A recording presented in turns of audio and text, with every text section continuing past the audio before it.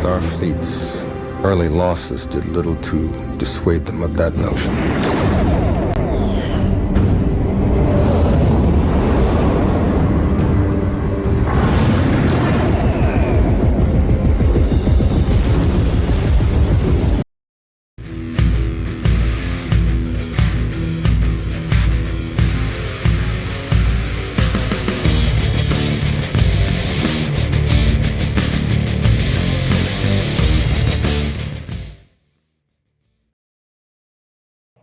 Howdy folks, welcome back to my YouTube channel. I am your host, The Mighty Bjorn, and today for you folks, I have a brand new TTRPG video because today folks, I'm going to be covering something I haven't discussed in quite a while on this channel, and that's because I'm going to be taking time today and I'm going to be discussing Star Trek Adventures.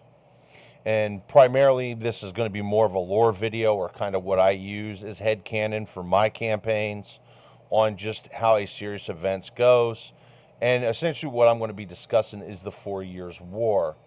Now, to be understand, it's been kind of broadly covered, or sort of covered, by the people over at the Axanar YouTube channel, the people who created that web short for Axanar, which I felt was actually really good. And I take part inspiration from that, and also credit where credit's due. That opening clip was actually from Prelude to Axanar.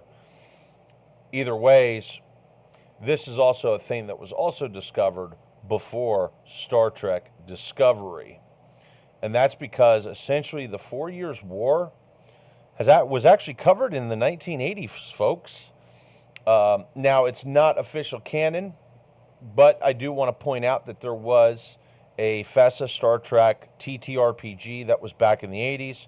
Like I said, it was FASA. A lot of people call it FASA Trek, or it's also known as the Star Trek role-playing game, but it's kind of become the FASA Trek over the years because there's been a few separate editions of the Star Trek role-playing game from a few separate publishers. The first publisher was FASA, and then of course the current publisher is Modiphius, but there was also a few other publishers. Now, from what I'm seeing out there from the Star Trek community, it's either Star Trek Adventures, which is the modern version of the Star Trek RPG, or FASA Trek. The other ones kind of have been forgotten over the years, if you will. And the Lost Unicorn Games version of Star Trek wasn't too bad. I thought it was okay.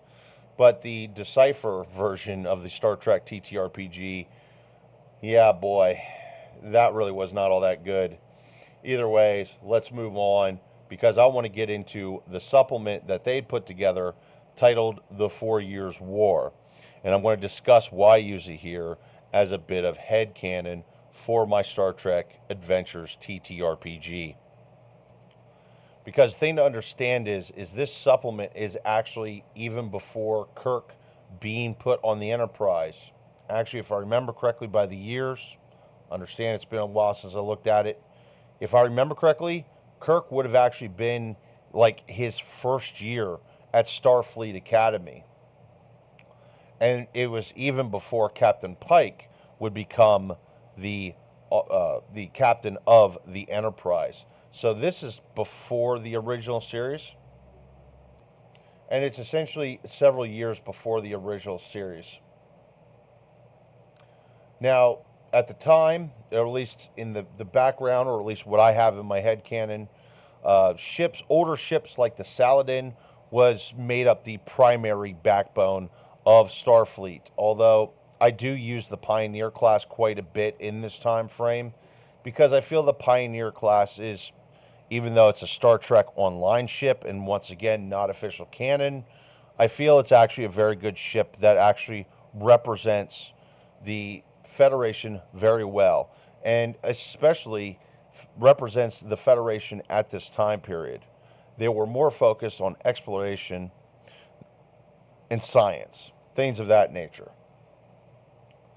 But then the Klingon Empire kind of enters this whole thing, which there was kind of a Cold War with the Klingon Empire up until the beginning of the 4 Years' War.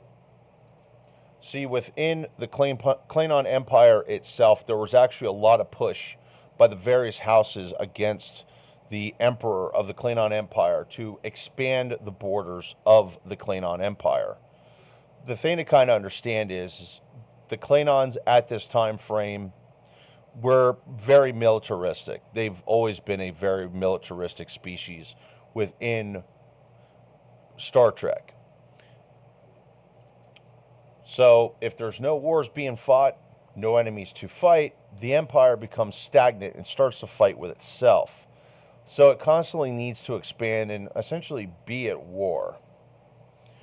And in their eyes, there was actually a lot of planets that they held claim to outside of the Klingon Empire that was actually within Federation space.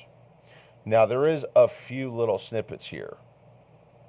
The Klingons that we know, essentially the younger generation knows, they know kind of like the honor-bound Viking warriors from the TNG area, the later movie era, things of that nature. But before that, they were still warriors, but they were more cutthroat than honor-bound warriors.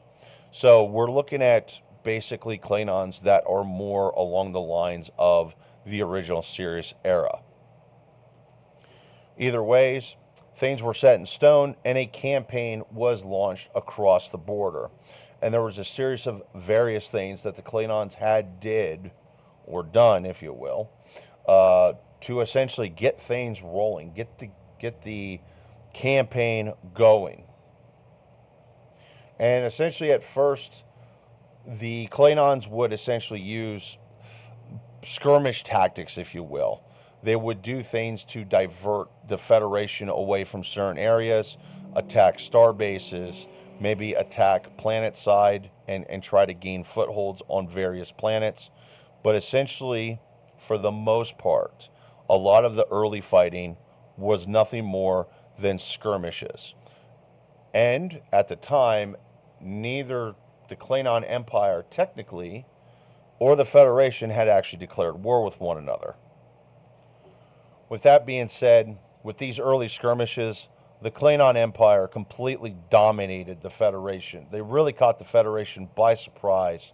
They caught the Federation defenses kind of thin, if you will, and that's mostly because previous to this, the Klingon Empire was actually focused with something else. And in general terms, the Federation, while acknowledging that the Klingons could become a threat, they just figured at the time they weren't a threat, if you will. Now, when it came to the space skirmishes, the Klingons dominated, and even on the ground skirmishes, any type of ground combat that involved the Federation, the Klingons absolutely dominated, which just kind of made things worse for the Federation as it emboldened the Klingons to make more daring attacks and actually attack deeper into Federation space. Essentially, the Klingons felt they could not be stopped and that the Federation could not stop them. Now, at the time, the Klingon Empire, their primary backbone ships was actually the D7, also known as the Katinga. And then, of course, there was the D6, which we actually get to see quite a bit in Prelude to Axanar. I think the D6 is a really good cruiser. Now, this is the lighter end of the cruiser, and this probably made up the primary chunk of the larger ship classes that the Klingon Empire had available to them. Now, this is where we kind of turn to Garth of Izar and essentially Axanar. Now, with that being said, even though there's been a lot of this information that's not really canon, Garth of Izar actually is a canon character and was even featured in the original series and was actually mentioned to be a hero of the Klingon War, interestingly enough. But either ways, there was a ship, the USS Gulliver, that was actually attacked at Axanar and was actually destroyed by the Klingons. And essentially, Garth of Izar's ship actually had picked up the sonar buoy, and him and a small fleet of ships responded to the attack. Now, headcanon-wise, in this one, I used the USS Ares. Even in the fastest Star Trek, he was not in charge of the USS Ares. It was actually a completely different ship. The USS Ares actually did not exist. Either ways, a lot of these ships you can actually go download from a website, but I'll get into that a little bit later. Either ways, the battle would proceed, and basically, even though the Federation ships were outnumbered, their tactics actually proved superior, and they were actually able to fend off the Klingon ships. And there would be several other battles between the Federation and the Klingon Empire. There's actually quite a few here that are really, there's so many I really can't get into. But either ways, like I said a bit ago, with the Battle of Axanar, Starfleet would turn out to be victorious. Now, with the primary part of this fleet, though, this Klingon fleet primarily had the old Klingon D4s. We're talking Star Trek Enterprise era ships that have been upgraded to essentially continue service. So realistically, even though the Federation was outnumbered, the Federation ships were kind of ships of the line at the time. Meanwhile, the primary bulk of the enemy ships were actually ships that were over a century old at this point. So it kind of makes sense that between superior tactics and essentially it comes down to superior technology, they were just able to outbeat the Klingons. However, what they didn't realize is there was actually a landing on Axanar itself, and actually the Klingons would set up a small garrison on Axanar. And this would even embolden the Klingons even further. Forgot to show this here. This is actually an image of a Klingon D4 from essentially the Star Trek Enterprise era. But moving on, as I said a bit ago, it would embolden the Klingons even more because the Admiral Kukorstika would actually declare war on the Federation. So at this point, the 4 Years' War has actually officially begun. Essentially, the Federation realizes at this point that they are actually at war with the Klingons. The Klingons have pretty much sent them a love letter saying, yep, we've come to kill you, and that's just what we're going to do. So now the Federation is on the back foot, but they are quickly starting to react to the fact that they are essentially being forced into a war. However, with all that being said, hostilities would continue to ramp up. Klingons would continue pushing deeper into Federation space, and they would continue claiming planets. But essentially, there really wasn't any major battles. It was a lot of small skirmishes is what the war would continue with. Now, with that being said, too, basically probably the most powerful ship between the Klingon Empire and the Federation had been kind of sitting sidelined. There's a couple reasons why, which I'll dive into here in a little bit. But in general terms, the Constitution class was being kind of sidelined for the war. Even though they're now officially at war, the Federation decided not to put their heavy cruisers on the front line. And actually, any Constitution class ships that was near the front line were actually withdrawn further back from the front line. Very interesting choice when you sit there and think about it. No matter which way you look at it, the Federation would actually go on the offensive from time to time. And this would actually keep the Federation within the fight. The other thing that was also keeping the Federation within the fight too was they were able to produce newer ships, and they were able to outproduce the Klingon Empire. There was also a lot of different various technologies that the Federation was enhancing or switching over to. Actually, when the 4 Years' War started, the Federation wasn't even using phasers and torpedoes yet. They were actually using lasers and accelerator cannons. But by the time that the 4 Years' War would actually be in full swing, they would actually be using phasers and torpedoes, which gave them a huge tactical edge over the Klingon Empire. Now, I did mention that, of course, the Federation was producing new ships, new models of ships, and new technology, but they weren't the only one producing new types of ships. The Klingon D-10 would also enter the war, and this would actually be a heavy cruiser, which this is one thing that the Federation was afraid of. They were afraid that actually the D-10 heavy cruiser could actually challenge and maybe even outperform the Constitution class ship. With really all that being said, there really wasn't a whole lot of D-10s in service. I mean, they were there, but honestly, there was more Constitution class ships than there was D-10s. Now, there was also, I want to bring up two major points where the war actually had shifted against the Klingons. You basically had an early point in the war where the Klingons pushed deep and quickly into the Federation space, and then you got to the point where things started to slow down. But there's two major points that I want to discuss about this war where things had actually turned around in the Federation's favor. The first one was the Battle of Axanar, which actually ended up being a ground battle, or no, excuse me, that was not a ground battle. But then there was also the Battle of Argelius, which basically two large Klingon fleets would actually pretty much barrel in onto the Federation forces that were stationed there. And even though the Federation forces was outnumbered, once again, they were able to actually outmaneuver and outshift Klingon forces and use their technical superior advantage to actually defeat both Klingon fleets. And actually, the fleet at Argelius actually did quite a bit worse because most of their ships had already been in heavy combat and were mostly battered and damaged. And, well, at this point of the war, morale actually was not going well for the Klingon Empire because essentially, up until this point, they had been pretty much fought to a stalemate.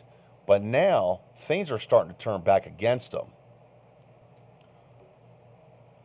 So now with the Klingons actually on the back foot of the war, it was decided to launch Operation Argelius Reduct. Now, one part was to take Kerrang, which was actually in Klingon space, with and actually a land force. So this was Starfleet Marines, folks. Basically, Mako's after Star Trek Enterprise, and even though there hasn't always been Starfleet Marines, there's been points where there were Starfleet Marines.